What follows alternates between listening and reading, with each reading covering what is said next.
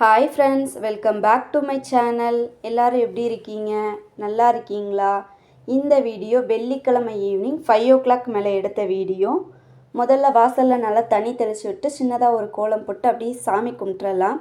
சாமி கும்பிட்டுட்டு இன்றைக்கி டின்னர் வேலையை கொஞ்சம் சீக்கிரமாகவே ஆரம்பிச்சிட்டேன்.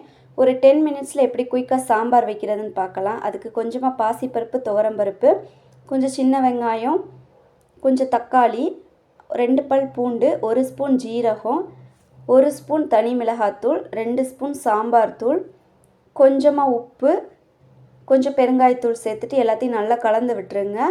கலந்து விட்டுட்டு குக்கரில் 2 விசில் விட்டு எடுத்தீங்க அப்படின்னா பருப்பு நல்லா குழஞ்சி வெந்துடும்.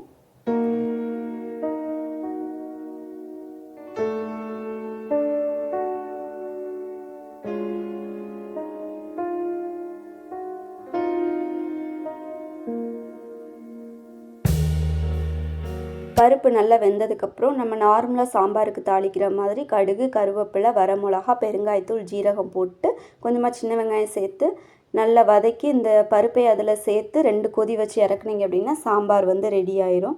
அப்படி பொங்கலுக்கு பார்த்திங்கன்னா 1 டம்ளர் அரிசிக்கு 2 டம்ளர் தண்ணி, ஒரு அரை டம்ளர் சேர்த்து ஊற்றுனீங்க அப்படின்னா பொங்கல் நல்லா குலைவாக வரும், சாப்பிட்றதுக்கும் நல்லா இருக்கும்.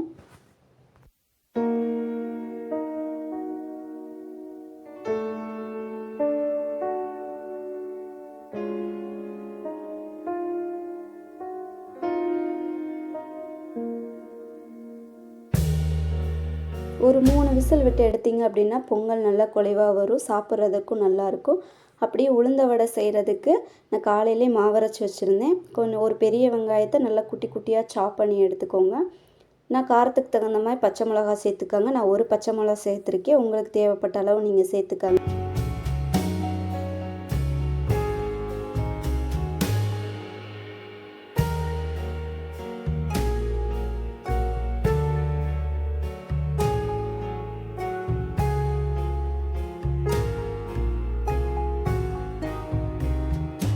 உளுந்த வடை செய்கிறதுக்கு முதல்ல உளுந்து மாவை ஒரு விஸ்கு வச்சு நல்லா ஒரு 2 நிமிஷத்துக்கு நல்லா பீட் பண்ணிக்கோங்க. அப்போ தான் உளுந்து நல்லா சாஃப்டாக இருக்கும்.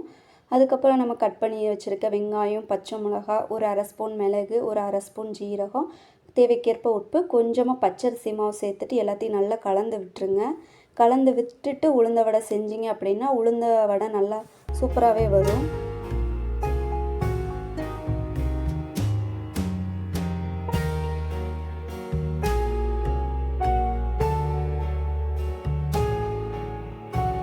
இந்த அளவுக்கு நல்லா கலந்து விட்டுருங்க. இப்படி கையில் எடுத்து கீழே போட்டிங்க அப்படின்னா பந்து மாதிரி கீழே விழுகணும். இது கரெக்டான பதம். ஒரு கடாயில் எண்ணெய் ஊற்றிட்டு எண்ணெய் நல்லா சூடாக்கிக்கோங்க. எண்ணெய் நல்லா சூடானதுக்கப்புறம் சிம்மில் வச்சுட்டு ஒரு அன்னக்கரண்டியில் எண்ணெய் தடவிட்டு அதுக்கப்புறம் உளுந்த வடை இப்படி தட்டி போட்டிங்க அப்படின்னா கையில் எண்ணெய் தெறிக்காமல் இருக்கும். இப்போ தான் நீங்கள் சமையல் ஸ்டார்ட் பண்ணுறீங்க அப்படின்னா அவங்களுக்கு இந்த டிப் யூஸ் ஆகும்.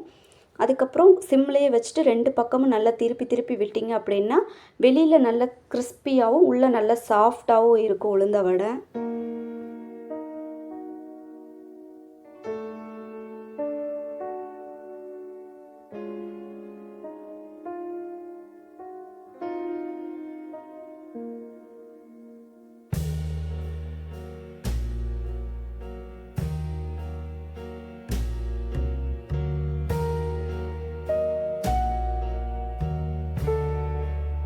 இந்த ஸ்டேஜில் வடையை வெளியே எடுத்துக்கோங்க, போதும். அதுக்கப்புறம் நம்ம பொங்கலுக்கு அப்படியே தாளித்து விட்டுறலாம். அதுக்கு முன்னாடி நிறைய பேர் பார்க்குறீங்க, ஆனால் இன்னும் என்னோடய சேனலை சப்ஸ்கிரைப் பண்ணாமல் பார்க்குறீங்க. ஒரு சின்னதாக சப்ஸ்கிரைப் பண்ணிவிட்டு ஒரு சின்னதாக லைக் கொடுத்தீங்கன்னா நெக்ஸ்ட்டு எனக்கு வீடியோ போடுறதுக்கு கொஞ்சம் மோட்டிவேட்டடாக இருக்கும். ஒரு தாளிப்பு கரண்டியில் எண்ணெய் சேர்த்துக்கோங்க. எண்ணெய் நல்லா சூடானது ஒரு 2 ஸ்பூன் நெய்யும் சேர்த்துக்கோங்க. இது ஹோம்மேடாக நான் வீட்டில் ரெடி பண்ண நெய்.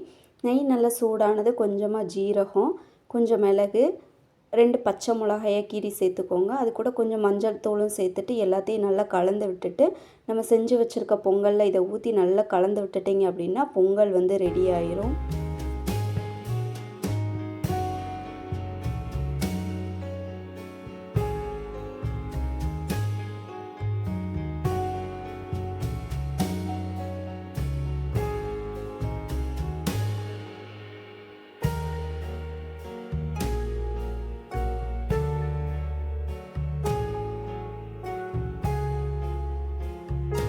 எந்த அளவுக்கு பாருங்கள் பொங்கல் நல்லா குலைவாக வந்திருக்குன்னு. இந்த அளவுக்கு இருந்தால் தான் சாப்பிட்றதுக்கு நல்லாயிருக்கும்.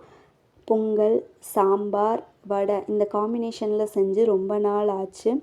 நாங்கள் சாப்பிட போகிறோம். உங்கள் வீட்டில் நைட்டு டின்னர் எப்படியெல்லாம் செய்வீங்கன்னு எனக்கு மறக்காமல் கமெண்ட் பண்ணுங்கள்.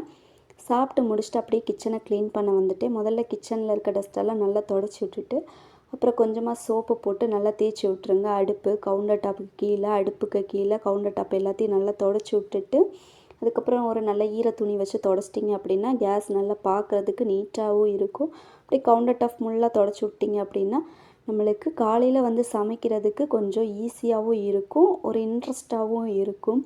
அப்படி கொஞ்சம் ஃபில் பண்ண வேண்டிய கிராசரி எல்லாம் ஃபில் பண்ணி வச்சுட்டு இப்போது கிராசரியெல்லாம் ஃபில் பண்ணி வச்சுட்டு கொஞ்சம் வெளியே போகிற வேலை இருக்குது. அதனால தான் கொஞ்சம் சீக்கிரமாக எல்லா வேலையும் முடிச்சிட்டேன். பாய்.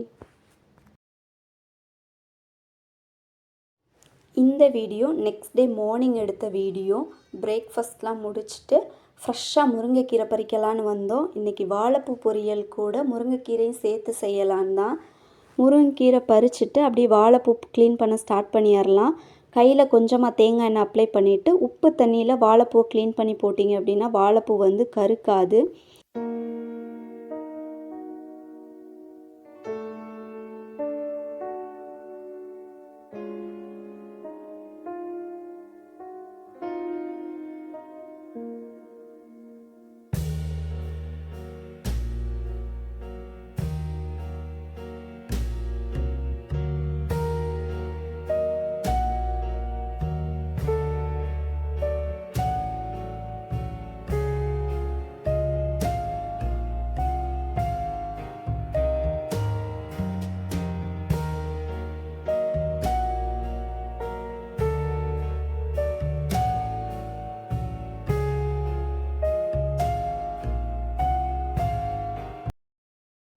வாழைப்பூவை ஃபுல்லாக கட் பண்ணி எடுத்தாச்சு. இன்னும் அப்படியே பொரியல் செய்ய ஸ்டார்ட் பண்ணிடலாம். ஒரு கடாயில் எண்ணெய் சேர்த்துக்கோங்க. எண்ணெய் நல்லா சூடானதுக்கப்புறம் கடுகு சேர்த்து கடுகு நல்லா பொரிஞ்சதுக்கப்புறம் கட் பண்ணியிருக்க வெங்காயம், பச்சை மிளகா சேர்த்து கொஞ்சமாக உப்பு சேர்த்து நல்லா வதக்கிக்கோங்க.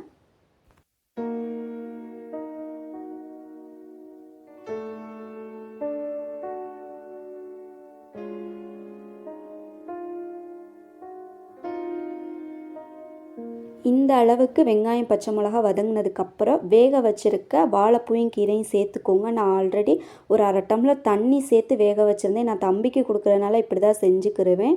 நல்லா வதக்கி விட்டுருங்க. இது கூட கொஞ்சமாக தேங்காய், ஜீரகம், 2 பச்சை மிளகா, கொஞ்சம் மஞ்சத்தூள் சேர்த்து அரைச்சி வச்சுருந்தேன். அதையும் இது கூட சேர்த்துட்டு எல்லாத்தையும் நல்லா கலந்து விட்டுருங்க.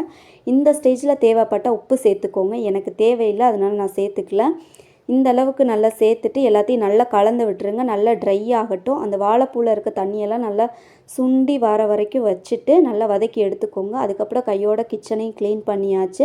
இன்றைக்கி லஞ்சுக்கு சூடாக சாதம், வத்த குழம்பு, வெள்ளைப்பூடு போட்டு வாழைப்பூ பொரியல், அப்பளம். அப்படியே நேற்று வெளியே போயிருந்தேன் சொல்லியிருந்தேன். தம்பிக்கு பாப்பாவுக்கும் ட்ரெஸ் எடுக்கிறதுக்கு தான். தம்பிக்கு இந்த ட்ரெஸ்ஸு, பாப்பாவுக்கு ஒரு நைட் ட்ரெஸ் எடுத்துகிட்டு வந்தேன். பனியன் கிளாத்தில் தான் இருந்துச்சு, சூப்பராகவும் இருந்துச்சு. இதோட ப்ரைஸ் பார்த்திங்க அப்படின்னா இதுவும் இந்த நைட் ட்ரெஸ்ஸும் 200 தான். தம்பிக்கு எடுத்திருக்க சட்டையும் 200 தான். அதுக்கப்புறம் பார்த்திங்கன்னா இந்த 5 பீஸும் சேர்த்துமே 100 சொன்னாங்க. அதையும் எடுத்துகிட்டு வந்துட்டோம். இதோட இந்த விளாக் முடிஞ்சுது. பாய்.